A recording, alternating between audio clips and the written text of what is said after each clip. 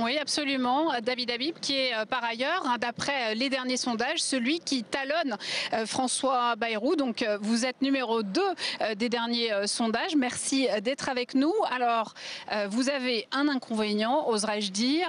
On entendait Gilane dire tout à l'heure que la gauche, elle était au pouvoir dans cette ville, sauf bien que la maire sortante socialiste, comment dirais-je, toutes ces équipes ne sont pas derrière vous. Est-ce que vous pouvez nous expliquer pourquoi cette gauche locale, elle est divisée ici à Pau?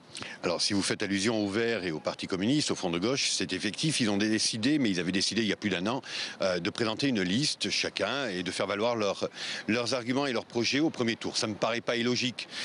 Ils sont porteurs d'un message, ils sont porteurs de propositions qui méritent d'être mises au contact des Palois. Il reste que nous avons une obligation d'unité au second tour. Pour le reste, j'ai le sentiment que le Parti socialiste et toutes les forces qui sont autour du Parti socialiste, le Parti radical de gauche, le mouvement des citoyens, le mouvement Bastir, qui est un mouvement régionaliste, est pleinement dans ma liste et soutient pleinement ma démarche.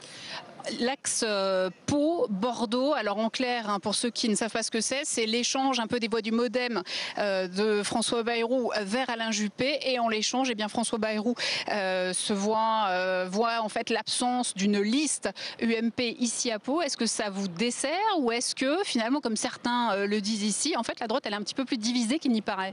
En tout cas, ce que je trouve, c'est que c'est assez décevant. Alain Juppé disait il y a 2 ans de François Bayrou, c'est dans des circonstances pareilles, il faisait allusion à une circonstance assez dramatique, que l'on fait la différence entre un homme d'État et un simple politicien. Et il parlait de François Bayrou.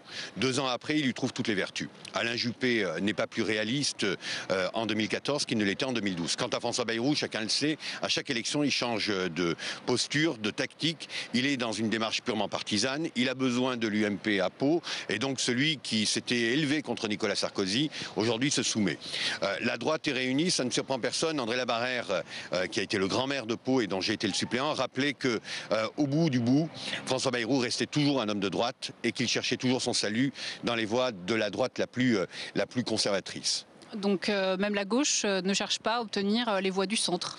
Non, la gauche, elle parle à tous les électeurs. En tout cas, moi, je ne m'interdis rien. Je suis sur un projet, sur une démarche, notamment sur le développement économique, qui est le point central de mon action, de mon expérience et de mon projet. Je souhaite mobiliser toutes celles et ceux qui croient aux vertus de l'action. Merci David Habib. Excusez-nous, c'est un peu court.